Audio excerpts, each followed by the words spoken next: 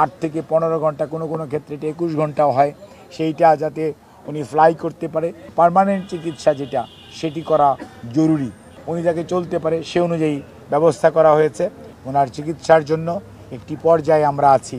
সবার দোয়া এবং সহমর্মিতার কারণে চিকিৎসকদের অক্লান্ত পরিশ্রম, স্বাস্থ্যকর্মীদের অর্থাৎ নার্স সহ অন্যান্য সকল স্টাফদের অক্লান্ত পরিশ্রমে উনি কিছুটা সুস্থ হয়েছেন।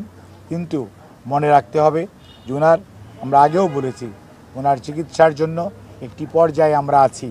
অর্থাৎ ওনার যে যাতে ওনার শারীরিক অবস্থা খুব মারাত্মক রকমভাবে খারাপ না হয়ে যায়, সেটি থেকে বেরিয়ে আসার জন্য টিপস করা হয়েছে ক্রনিক লিভার ডিজিজের জন্য এবং হার্টের আপনার পিসিআই বলি আমরা, অর্থাৎ স্ট্যান্টিং যেটাকে বলা হয়, সেটি করে ওনাকে উনি যাতে সক্ষম থাকে, উনি যাতে চলতে পারে সে অনুযায়ী ব্যবস্থা করা হয়েছে। কিন্তু ওনার একটি শরীরের পূর্ণাঙ্গ ইভালুয়েশন, অর্থাৎ ডাক্তারি ভাষায় বলে গ্লোবাল ইভালুয়েশন, অর্থাৎ মানুষের বিভিন্ন অঙ্গ প্রত্যঙ্গ, অর্থাৎ কিডনি বলেন, লিভার বলেন, হার্ট বলেন, প্রত্যেকটি জিনিসের পরীক্ষা নিরীক্ষা আছে।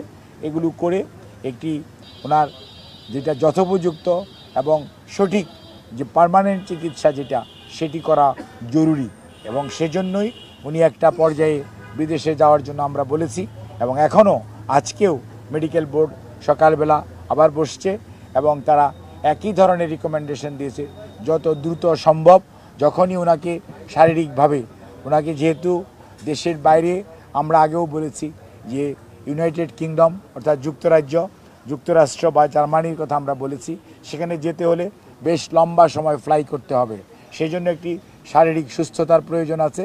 সেই জন্যই ওনার শারীরিক সুস্থতাকে এমন পর্যায়ে আনার চেষ্টা করা হচ্ছে যাতে উনি একটা লম্বা সময়, অর্থাৎ 8 থেকে 15 ঘন্টা, কোনো কোনো ক্ষেত্রে 21 ঘন্টাও হয়, সেইটা যাতে উনি ফ্লাই করতে পারে, সেই সুস্থতা ওনার হয়।